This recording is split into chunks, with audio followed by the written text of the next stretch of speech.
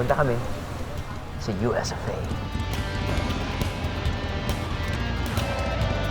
It's a taste of America only 3.5 hours away from Manila. Ang mga kalye, pang stateside.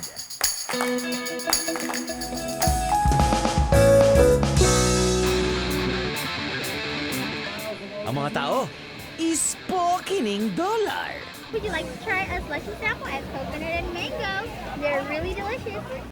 Ang pagkain, super sized mga biyahero. Crispy pata sauce on my $40 ribeye steak. Bukod sa I'm in the US feel, isang tropical island destination natin ngayong gabi. Pinalaking Boracay. Pinaliit na Hawaii.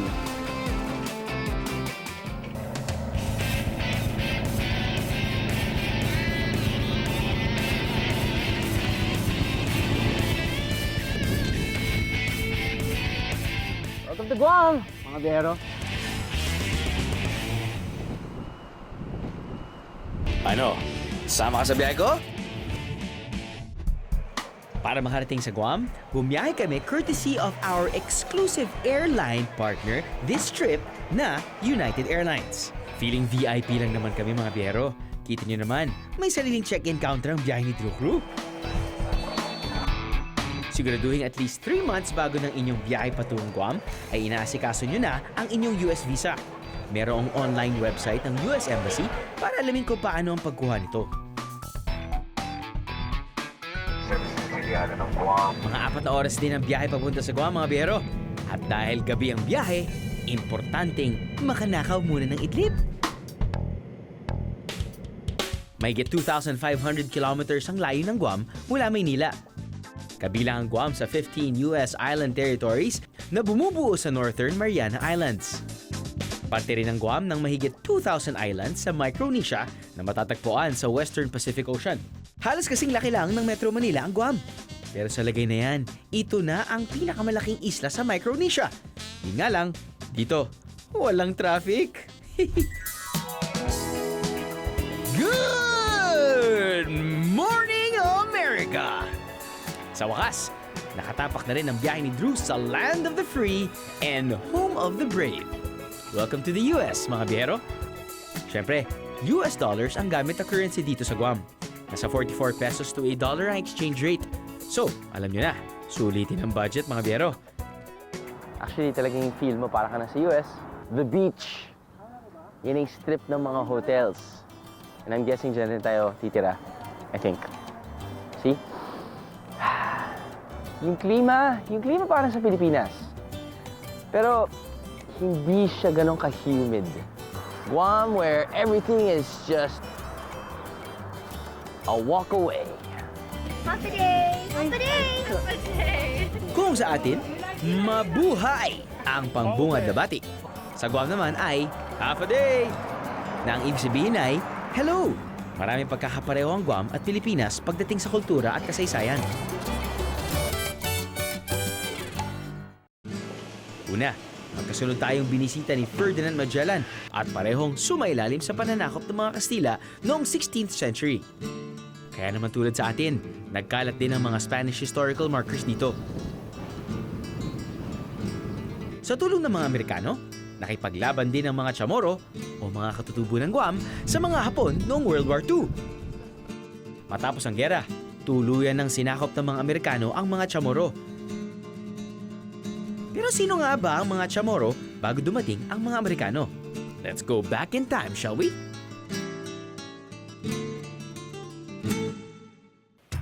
Dito sa Linala Chamorro Cultural Park, makikita ang pagsasadula ng simpleng buhay ng mga sinaunong Chamorro.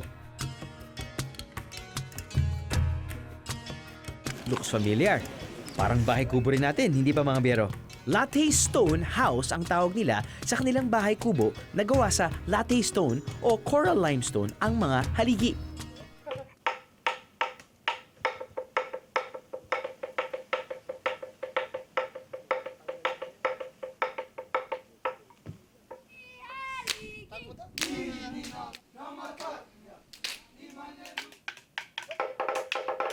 Aba, pati ang art of fighting nila may pagkakahawig din sa atin. O, di ba? Parang arnis lang. Sa ngayon, wala nang natitirang tribo ng mga Chamorro. Kaya naman, layo ng mga cultural park tulad nito na panatilihing buhay ang makulay nilang kultura para sa mga susunod pang henerasyon.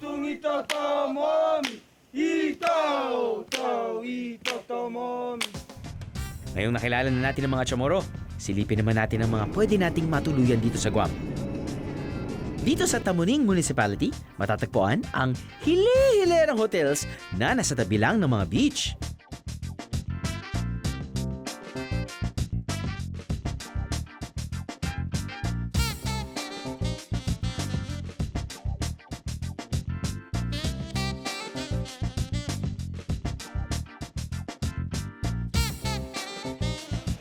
Hanep, di ba?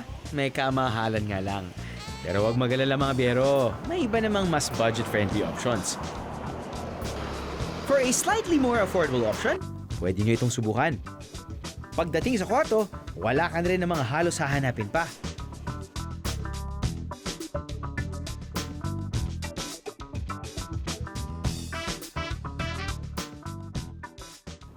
If you're not into high-rise accommodations, here's another option for you.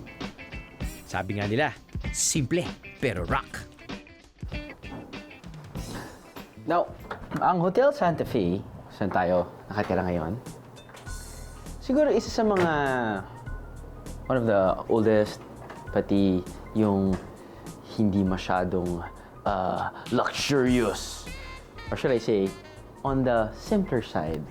On the, kunyari, kung may konting budget ka, ito yung isa sa mga hotels na pipiliin mo. I mean, syempre dumiretso kagad ako sa view, di ba? Bam! This is one of their better rooms. View pa lang eh, di ba? Nakikita na natin yung beach. Yung view mo, panalo na kagad.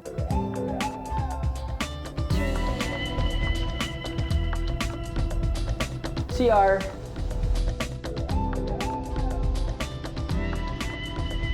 Bathtub. Very strong water, hot and cold. Free toiletries, safe. But then again, katulad ng sinasabi namin, if you're gonna go to Guam, usually naman hindi ka na sa kwarto eh. Dami pwedeng activities na pwedeng gawin sa labas. Kahit dyan lang sa labas ng hotel, swimming pool. You know, hang out by the beach, hang out by the bar, drink a couple of iced teas, mojitos. Or do parasailing, scuba diving, kayaking. You name it. They got it. Susunod! Kasama natin ngayon si Obama. Si Obama ay galing Pampanga. Yeah. After settling in sa Guam, ano pa nga ba? Hanap chibog na! First meal pa lang natin dito sa Guam, which is technically part of the US, and you think, tama nga sinasabi nila, large portion sa kanilang sinaserve. You know, At pakikiligin ko na naman kayo mga biyahero. Cheesiness alert! kinikilig ako, guys. Ano? Sama ka sa biyahe ko? Ano? Sama ka sa biyahe ko?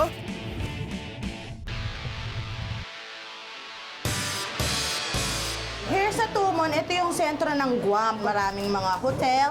It's just like parang Manila, kumbaga sa atin. Dito yung maraming pasyalan at saka mga tourist spot. Alam niyo naman ako mga biyahero, sa mga biyahe, priority ko talaga ang masarap na chibog. Gutom na ako eh.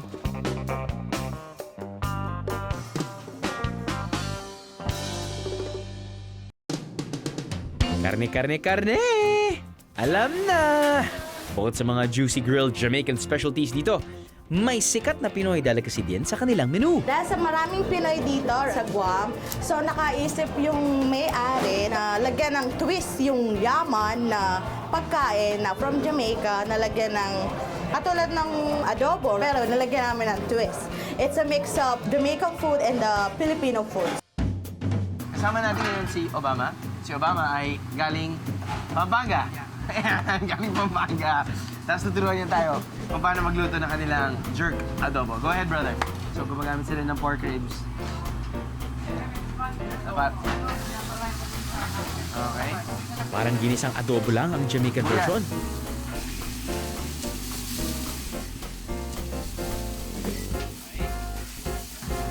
So, tiga Pampanga ka, dapat magaling ka magluto. Yun yung pressure, di ba? Kapag ang Pampangan. Oo. Malamang, magkakatalo lang ang lasa sa timpla ng sauce. Ayos. So, yan na yung jerk adobo. I'll see you later. So, actually, ito yung gusto ko nang tikman eh. Dahil alam mo yun, you know what they say, there are more than 100 ways to cook adobo. Hence, ilang beses na tayo nag-feature ng adobo dish sa ating lakbay. Isipin nyo, titingin pa tayo ng adobo dish dito sa ibang bansa. Yung nilagay niyang sauce, parang may halo siyang vinegar, soy sauce, at parang barbecue sauce. Yun yung kanilang concoction. Yun yung kanilang style of their adobo sauce here. If you ask me, if I were to compare, iba pa rin yung chicken pork adobo na nakikita mo yung mantika. Diba? Pag nagluluto ka, lahat ng taba ng chicken, pati taba ng pork umaangat. Tapos yung soy sauce na sa baba. Tapos lalagay mo yun doon sa kanin mo. Yun yung the best. But hey, at least, adobo. Around the world na. Next on the list, ang kanilang Jamaican grilled specialties. Ano yung pag sinabi niyong Jamaican cuisine, apparently, combination siya ng flavors na nakuha ng mga local Jamaicans. Mula sa mga Indians, Africans, French, actually kasama na din yung mga Chinese. At yung parang local dish nila ay tinatawag na jerk. Okay? Yung jerk, ito yung tinatawag nilang dry rub. Parang nilalagay nila na different herbs and spices sa kanilang barbecue katulad ng chicken and pork. Now, it's usually a dry rub or wet marination. In this case, actually it's a dry rub. Nakita natin kanina sa kitchen kung paano nila ginigrill. Kukuha lang sila ng, well, pretty much steamed beef na nila or steamed pork or steamed chicken. Maglalagay ka ngayon sila ng rub, doon nila i-grill. Ito nakikita natin ngayon, yung kanilang chicken and ribs platter. Oh, definitely, this is for the family. Kita mo naman yung servings nila dito, no? First meal pa lang natin dito sa Guam, which is technically part of the US. And you think, tama nga sinasabi nila, large portion sa kanilang sinaserve. Okay? Meron din silang salad. At seafood specialties tulad nitong grilled local catch na mahi-mahi. But we went here for the meat, baby. Before I forget, the world-famous barbecue sauce ng Guam, Finindeli sauce. Para sa mga hindi nakakaalam, ang Finindeli sauce ay crispy pata sauce. Yun lang naman, actually. Talaga, naloko na rin ako nito eh. Crispy pata sauce actually, guys. I bet tululaway na kaya na.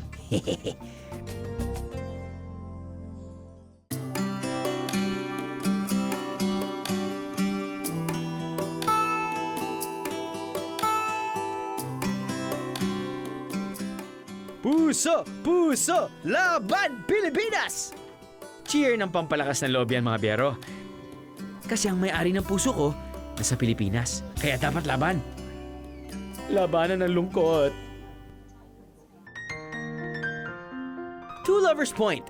Pangalan pa lang, alam mo nang may espesyal na kwento ng pag-iibigan. View pa lang nakaka-inlove na. Mga biyero, define true love. Para sa akin, ako'y tatalon mula dito sa cliff na to. Papakamatay ako. Pero hindi ako dapat mag-isa. Dapat meron akong kasama. Kasama ko dapat asawa ko. Ngayon, bukod sa pag-enjoy sa view, ang mga nais maghandog ng mensahe sa mga iniibig, nag-iiwan ng love notes nila sa paligid. Kita nyo naman, sang katutak na love letters written in different languages.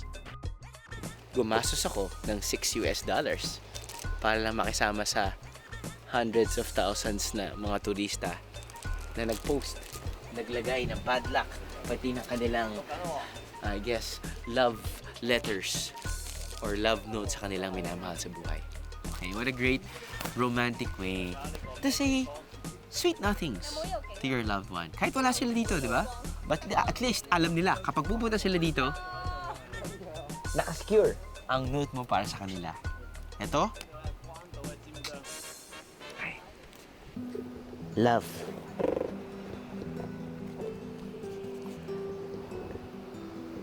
I don't need to jump to let you know how much I love you. Pwede? Pwede yan, ha? Kinikilig ako, guys. Alam mo, astig lang isipin na yung note na ikaw nagsulat ay magiging permanent sa lahat. Katulad ng mga notes na iniwanan ng libu-libong mga turista dito.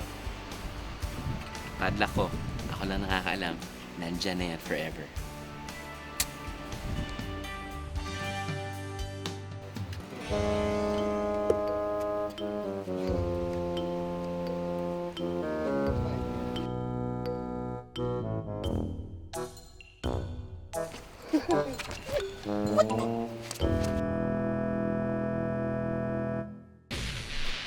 Matapos mabusog ang ating mga mata sa view at mga puso sa kwento ng Two Lovers Point, siyan naman ang dapat busugin.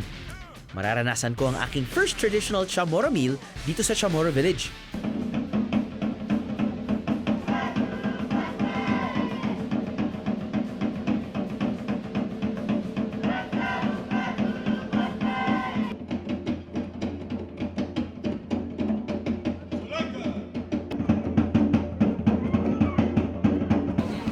So, nandito tayo ngayon sa Chamorro Village. It just happens every Wednesday from 4 to like around 8 or 9 p.m. Now, samot-saring mga food stalls ang nagsama-sama dito. At yung mga locals, inaantabayanan talaga nito every single week because it's only once a week. It's only Wednesday night or Wednesday afternoon till night.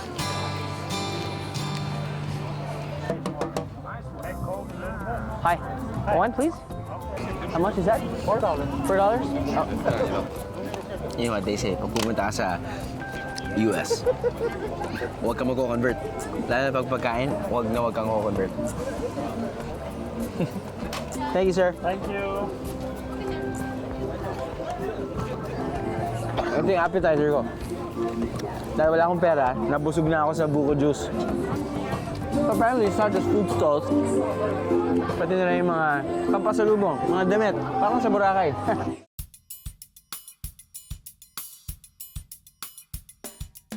At marami ring mga kababayan natin na nagtitinda sa mga stall.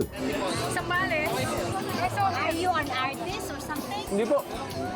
May nagsumusot. Hindi kayo artista? Artista siya.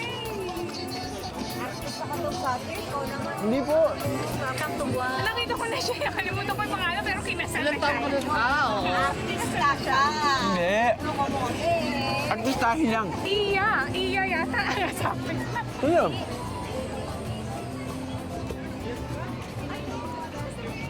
Salamat po. Thank you. Bye-bye. Sabi mo, 2 oras na tayo naglalakad. Hindi ko pa nauubos yung kinakain ko. What's the deal with this food stall? I mean, dito wala masyadong tao. Biglang kabam! Pila-pila! So, yun ba yung gagawin natin? yung rule natin kapag pupunta tayo sa mga ganitong gathering, pipila tayo kung saan mahaba yung pila. Ganun ba yun? O gutom ka na? Saan gusto mo? Pila tayo sa wala nakapila o pipila tayo sa mahabang pila? Fine. Patok nga to. Mas mahaba pa to sa pila ng MRT ah. Haba na pila. Sayo kaya muna ako.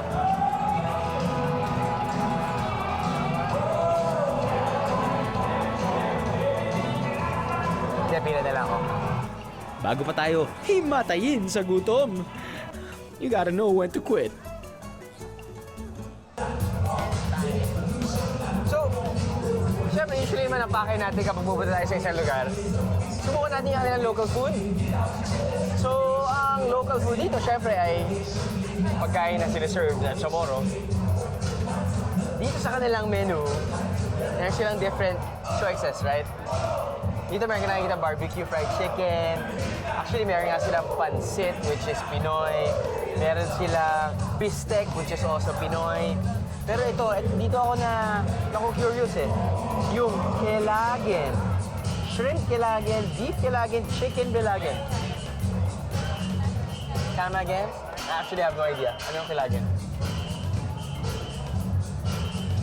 How do you pronounce it again? Calagwen. Kelaguen. Hindi pala Kelaguen. Kelaguen. Meron siyang coconut milk. Alam niyo na yun, pag coconut milk, sabihin nun, in Tagalog, gata. Hanap tayo ng lugar, bro. Hanap tayo ng lugar. Saan tayo punta? Okay, pakita ko sa inyo. Ito yung hot chamorro plate nila. You got your rice. Well, side dressing. Side dish pala na veggies. Ito yung kanilang chicken.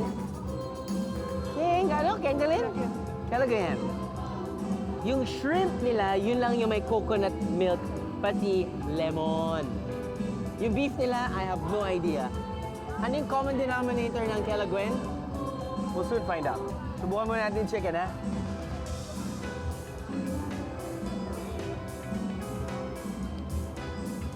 Meron siyang asim.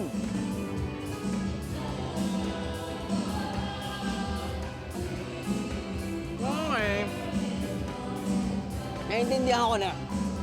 Yung common denominator ng Kelaguen ay lemon juice. Yung asim. Yung asim. Actually, para siyang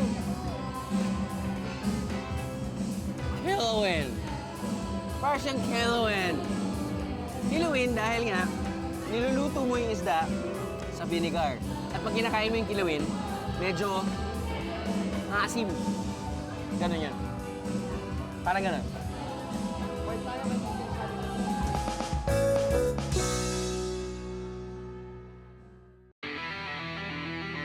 Kasabay ng pagsikat ng araw, alam nyo na kung anong ibig sabihin yan, biyaheros. It's Biyahero Run Time! Let's explore Guam on foot, shall we? Nauuna ng 2 oras ang oras dito sa Guam kumpara sa Pilipinas.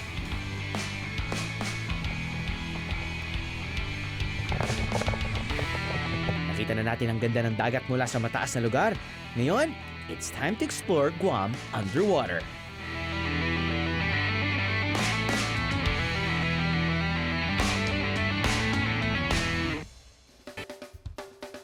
Ang Pitty Bay ay isa sa mga naturally protected lagoon dito sa Guam.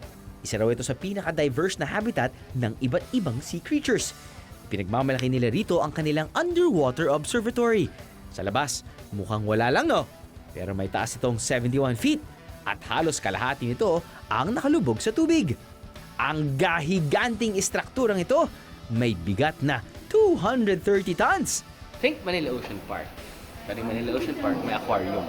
Ito, dagat, tapos nalagyan ng facility na tinatawag ng fish eye. Para makita yung mga turista, kita-kita yung mga isda na naninirahan sa tubig. Napalilibutan ito ng 24 windows kung saan pwede mong pagmasdan ang marine life sa ilalim ng Pitty Bay. So, kuya, talakitok ba yan o hindi? Yun, talakitok? Oo. Dalawang talakitok daw. Isa. Oh, up. Tingin daw natin siya. Bloop! Umutot. Nagpalabas. Alright. Good job. Oh, one more.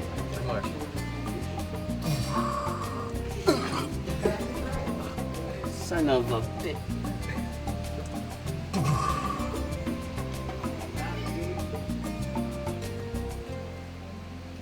Galing na.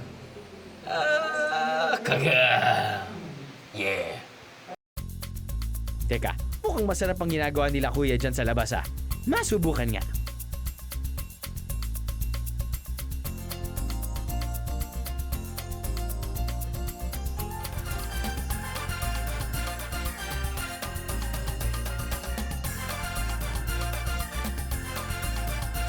Sample pa lang to. Doon naman tayo sa main event. Ito raw ang pinakauna at original na seawalker sa buong mundo. May bigat na 85 pounds ang helmet na isusuot nyo. Dito, manggagaling ang oxygen para makahinga kayo sa ilalim ng tubig. Dito raw sa Guam, may pinakamalalim na seawalking activity sa buong mundo. Umaabot sa 25 feet ang lalim na lulubugan ng mga turista. No worries mga biyero, guaranteed safe raw ang sistema nila rito. Katunayan kahit sino, maski mga taong may iba't ibang kapansanan, ay naipasyal na nila rito. Pag inilabas ang pagkain, parang may fishta lang sa barangay. Get it? Fishta? Fiesta? Okay. Anyway, pero bukod sa mga isda, may sideshow attractions din pala ang mga butanding. Ang mga guide namin. Tumatagal din ng halos 20 to 25 minutes ang underwater activities, kaya sulit. You know, this is my second time to do this. I guess parang sa lahat ng mga seawalkers talaga na experience ko, you know, Phuket, Boracay, one in Cebu, sila yung pinaka-maayos yung sistema. Safety is a primary concern. Third is the clarity of the water. And then, I guess, if it's really, really clear, kitang-kita mo lahat. Fourth, daming mga isda. Yun yung pinaka-panalo dito. Good job! Kung nabitin pa kayo sa underwater experience na yan, marami pang pwedeng gawin dito. Biyahero approved! Up next, It's funny when kahit na sobrang sanay ka sa mga balasubas na driver sa Manila, iba yung parang mas magiging cautious ka pa nga pag dito ka parang, oh my God, stop na ba? Diba? time to explore the outskirts of Guam. At isa na namang supersized American meal. Alam ko na gusto nyo panuorin akong kainin. Napaka-juicy.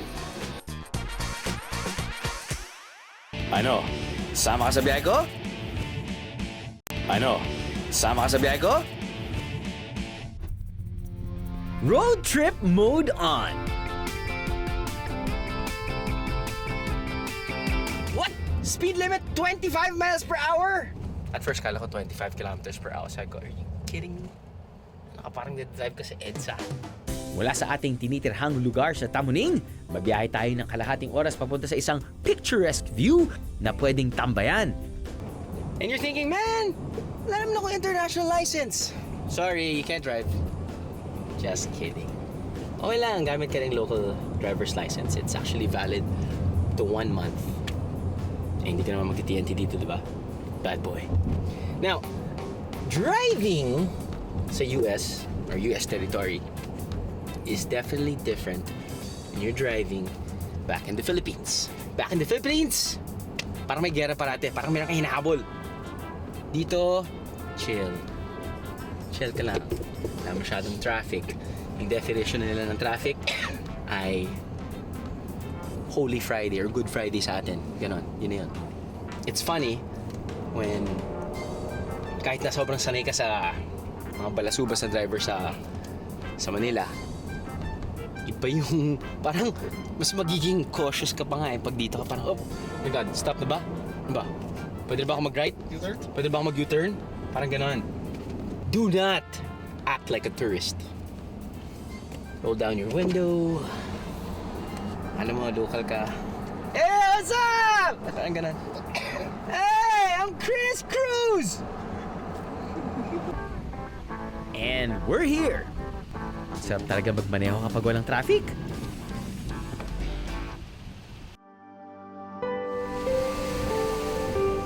Ito ang Inarahan Natural Swimming Pool. Dito sa bungad makikita ang kalmadong natural swimming pool. Pero pagtawid ng mga higanting corals, kabaliktaran naman, mga malahiganting hampas ng alon.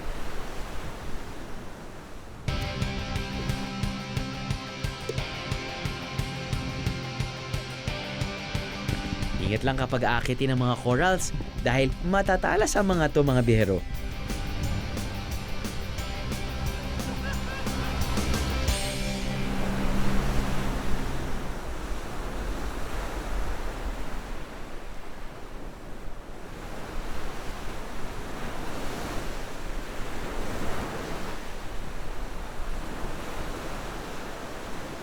Pag andito ka parang ayaw mo nang bumaba. Oras na para bumangon at harapin ang nakakantok na hangin.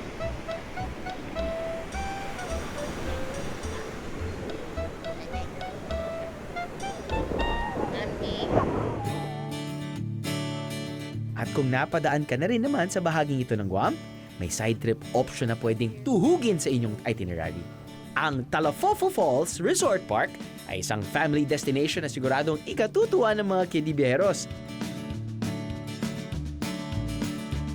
E saan pa ba kayo nakakita ng cable car ride papunta sa falls? Dito lang yan. Hindi ba sinabi kong Taste of America ang biyahe na to? Maliban sa spectacular view, magpapaka-Tiger Woods naman ako mga biyero.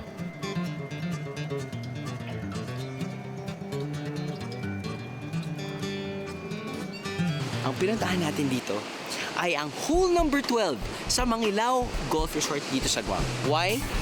Man, parang nasa Pebble Beach tayo. Pag sinabi natin Pebble Beach, look at the view! From where we are, Waiti is 164 yards. Island to island. Yun yung pinuntahan natin dito.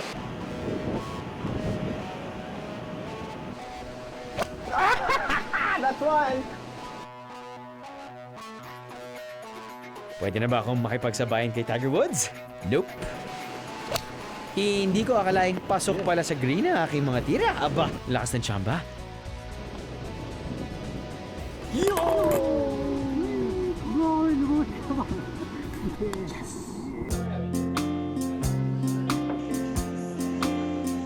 Hindi makukumpleto ang bawat biyahe sa Amerika ng walang Western Cowboy experience. Are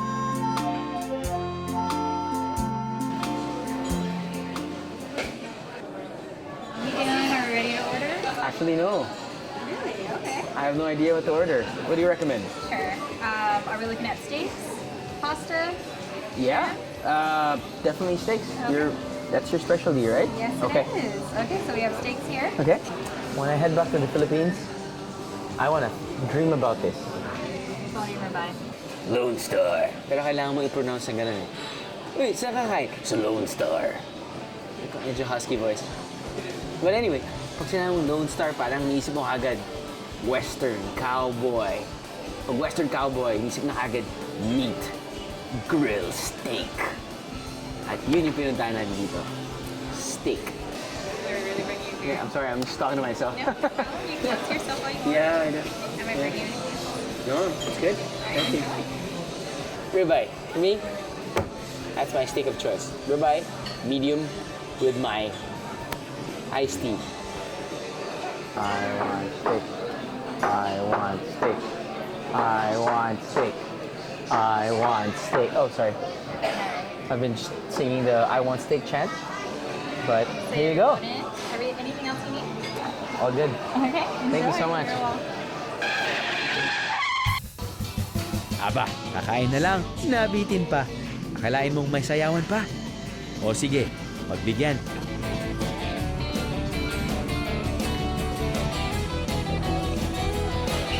Up next! It's a Friday night.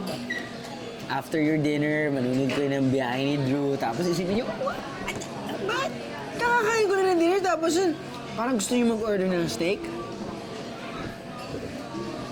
Parang, alam mo yun, parang tinitease namin kayo ng gano'n, no? Ano? Sama ka sa biyahe ko? Ano? Sama ka sa biyahe ko? Ready na ba kayo?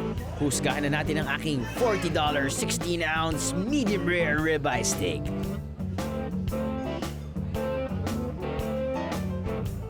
So, kasama sa steak, usually, yung salad, tapos yun yung side order. So, umpisa tayo sa salad. Not. Papagod pa tayo. Dude, this is the star of the show. Kaya diretso ka agad sa main entree. Diretso ka agad sa steak na in-order mo.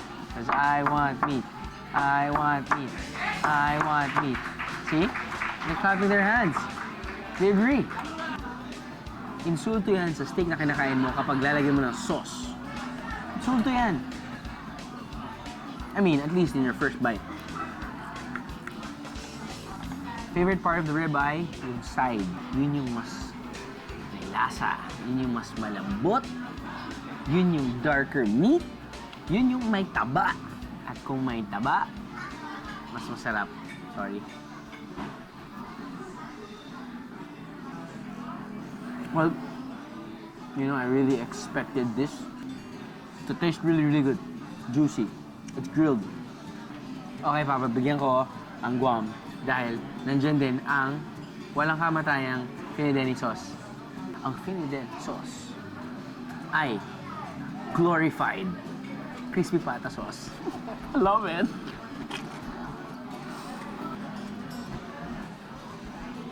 Not bad. Pwede pala yun. Side dish? Pandesal? Mukhang pandesal. Sabi nga ng ano ko ng kaibigan ko, na Ilonggo, sweet potato. Ano ba nilalagay nila? Sweet potato. You got butter, sugar, and cinnamon.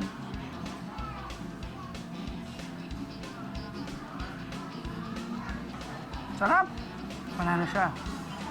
This is my first time, ha? Not bad at all. But, those chapter dahil, ang laki na ito, boy! Ang laki na ito! Na tayong paligoy-ligoy pa dito sa side order. Medium rare. Dito mo pa, oh. Yung juices. Yung juices! Yung sa sobrang may juice, hihigupin ko yung juice. Oh, yan. Kita mo? Mali. Finideni sauce pala yun.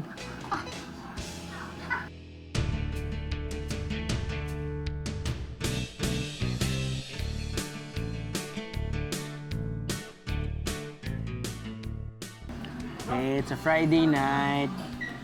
After your dinner, manunod kayo ng biyahe ni Drew. Tapos isipin niyo, ba't nakakain ko na ng dinner? Tapos yun, parang gusto niyo mag-order ng steak?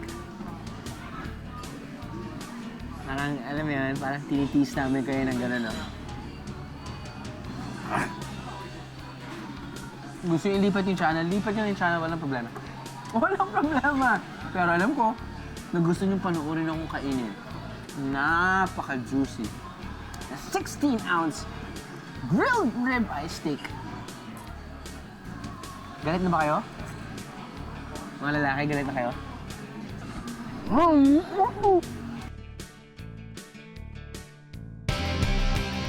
Hindi pa ako tapos maglibot sa Guam, mga biyero. You ready for this? Ready? Siguradong nasa bucket list ito ng bawat biyero na naghahanap ng adventure.